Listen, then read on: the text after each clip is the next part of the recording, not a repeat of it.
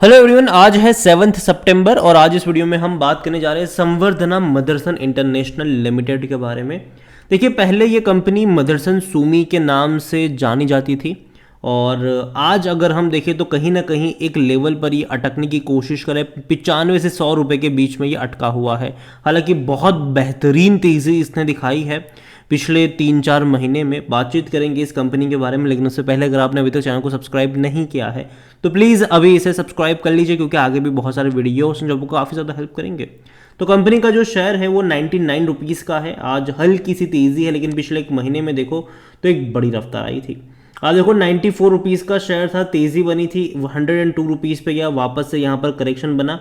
मतलब कि अगर देखा जाए तो पिछले एक महीने में 94 रुपीज़ का लो है और 102 रुपीज़ का हाई है। मतलब उतना बड़ा मोमेंटम मैं नहीं कहूँगा यहाँ पर, लेकिन पिछले एक साल में देखेंगे तो 21% का ग्रोथ है। ग्राफ काफ़ी इंटरेस्टिंग है, बड़ी तेज़ी आई थी, फिर बड़ा करेक्शन आया और ये करेक्शन आने की वजह ये थी कि बहुत बड़ी क्वांटिटी बेची गई थी यहाँ पर, जिसके चलते गिरावट आई। लेकिन कंपनी फंडामेंटली स्ट्रांग है, काफ़ी दमदार है, वापस से बड़ी रफ्तार पकड़ ली और 100 रुपये पर चला गया। इससे पहले भी 100 रुपये पर जाने के बाद एक करेक्शन आया था, 94 रुपीज़ पे गया, फिर तेज़ी पकड़ी। अगर यहाँ से करेक्शन दोबारा बनता है, जो कि बनना चाहिए, दोबारा यहाँ पर बाय ऑन डिप्स के मौके बन सकते हैं।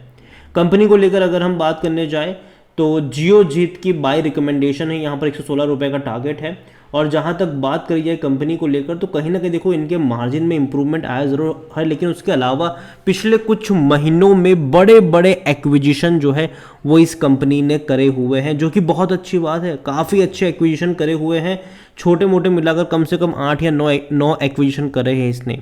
और कंपनी का इससे रेवेन्यू और प्रॉफिट दोनों ही बढ़ने ही वाला है, क्योंकि देखो कंपनी का पहला टारगेट ये था कि मतलब पहले कंपनी जो थी वो अपने ऑटोमोबाइल बिजनेस पे बहुत ज़्यादा फोकस्ड थी, अभी भी है। लेकिन कंपनी ने जब अपना विजन 2025 लॉन्च किया था तब ये बताया था कि वो अपने नॉन ऑटोमोबाइल बिजनेस पर भी फोकस करेंगे और 25% जितना रेवेन्यू इनका नॉन ऑटोमोबाइल बिजनेस से आना चाहिए, ये ऐसा टारगेट भी उन्होंने रखा था। और यहाँ पर अगर हम बात करें तो इनके लिए मतलब काफ़ी सारे स्टेप्स लिए हैं इन्होंने एरोस्पेस में बड़ी एंट्री करी है, बोइंग जैसी बड़ी कंपनी से इनको ऑर्डर भी मिला है। लॉजिस्टिक्स के अलावा और कई सारे सेगमेंट में भी कंपनी घुस रही है, जो कि बहुत अच्छी बात है। और काफ़ी बड़े ऑर्डर्स मिले भी हैं, कुछ छोटे मोटे एक्विजिशन भी करे हैं, जो भी इनको आने वाले दौर में हेल्प ही करने वाले हैं। और कहीं ना कहीं जो ऑटो एंसिलरीज वाला पार्ट है इनका, ऑटोमोबाइल वाला जो पार्ट है वो तो अच्छा चल ही रहा है, और कई सारे जो एक्विजिशन है वो वहाँ पर भी इन्होंने करे हुए हैं। कंपनी को लेकर अगर हम देखें तो इनका जो मार्केट कैप है वो 67,000 करोड़ से भी ज़्यादा का है। पी इसका 34 का है, जो कि मेरे हिसाब से ख़राब नहीं है, अच्छा ही पी है। लेकिन अगर मान लीजिए कि यहाँ से और बड़ी रफ्तार ये पकड़ता है तो डेफिनेटली तब ये पी जो है वो थोड़ा सा ख़राब भी हो जाएगा। लेकिन इनके जो करंट असेट्स हालांकि वो कम है इनकी करंट लाइबिलिटीज़ के मुकाबले, जो कि थोड़ी सी यहाँ पर नेगेटिव चीज़ है। डेट की जहाँ तक बात करें तो डेट है इनके ऊपर, लेकिन उतना ख़राब भी डेट नहीं है, ठीक ठाक है। एवरेज डेट हम कह सकते हैं 0.54% है इनका डेट टू इक्विटी रेशियो। और जहां तक डिविडेंड की बात करें तो ये पे करता है 65 पैसा पर शेयर का डिविडेंड इन्होंने इस साल पे किया, पिछले साल भी इतना ही पे किया। तो जहां तक इनके रेवेन्यू देखो तो अच्छी रफ्तार आई है। और उसकी सबसे बड़ी वजह यह है कि कंपनी ने जो अपने नॉन ऑटोमोबाइल बिजनेस को टारगेट करे, वो भी एक बड़ी वजह है यहाँ पर। इसके अलावा जो इनके बड़े बड़े क्लाइंट्स हैं, चाहे इनके बड़े क्लाइंट्स में BMW हो, फॉक्सवैगन हो, चाहे हम अब विदेशों की बात करें, इंडिया में भी टाटा मोटर से लेकर और बड़ी बड़ी ऑटोमोबाइल जाइंट इनके क्लाइंट्स हैं, तो फ़ायदा है इनका। और कहीं ना कहीं जो कहते हैं ना कि गाड़ियां है, चाहे वो पेट्रोल से चले, डीजल से चले, इलेक्ट्रिक से चले, गैस से चले, हाइड्रोजन से चले, इन कंपनी पर उतना बड़ा असर नहीं पड़ेगा, क्योंकि ये अपने आप को अपग्रेड कर देंगे। ये भैया वो है जो पार्ट्स वगैरह सप्लाई करते हैं और वो वही यूज़ होने वाले हैं। तो इस कंपनी के ऊपर उतना बड़ा नेगेटिव इम्पैक्ट नहीं पड़ने वाला है, बल्कि अच्छा ही इम्पैक्ट पड़ेगा। लोगों की जैसे जैसे खर्च करने की क्षमता में बढ़ोतरी होगी, वैसे वैसे लोग गाड़ियाँ है वो खरीदारी करेंगे, 4 व्हील हो या फिर और बड़ी गाड़ियाँ हो, लोग खरीदारी करेंगे।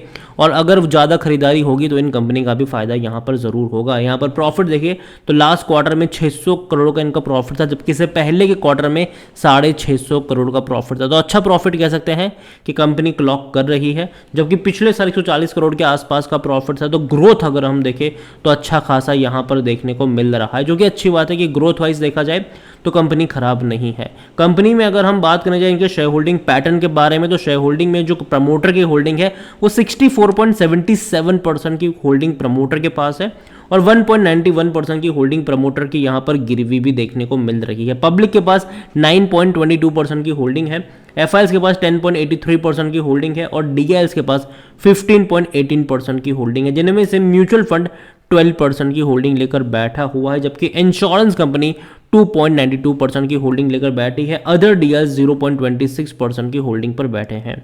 देखिए ओवरऑल मेरे हिसाब से मदरसन सूमी की अगर मैं बात करूँ तो कंपनी फंडामेंटली ख़राब नहीं है। हाँ डेफिनेटली पिछले कुछ टाइम में जब इतनी बड़ी तेज़ी बनी है तो थोड़ा सा पी वाइज आपको थोड़ा सा ये महंगा लग रहा होगा, लेकिन अगर मान लीजिए कि यहाँ से और ज़्यादा महंगा हो जाता है तब डेफिनेटली एक करेक्शन के चांसेस बनते हैं। अगर यहाँ से 110 120 की तरफ जाएगा तो प्रॉफिट टेकिंग के मौके यहाँ पर ज़्यादा हो सकते हैं, लेकिन अगर मान लीजिए कि वापस से ये घूम फिर कर 90-95 के करीब आएगा तो वापस वहाँ से बाय करने के या फिर बाय ऑन डिप्स के जो अपॉर्चुनिटीज़ है वो वहाँ से ओपन भी हो जाएगी। ऑटोमोबाइल सेक्टर की अच्छी कंपनी है, दरदार मतलब अच्छी कंपनी है, दमदार कंपनी है। इंडिया के अलावा इंडिया के बाहर भी कंपनी का जो बिजनेस है वो बड़े पैमानों में चल रहा है। और जब रशिया यूक्रेन क्राइसिस आया था तो इस कंपनी के शेयर में ज़्यादा गिरावट हमें देखने को मिली थी, क्योंकि BMW से लेकर फॉक्सवैगन तक इनके क्लाइंट्स है, और इवन जैगुआर की बात की तो वो भी इनके क्लाइंट्स हैं, तो बड़े बड़े इनके क्लाइंट्स हैं।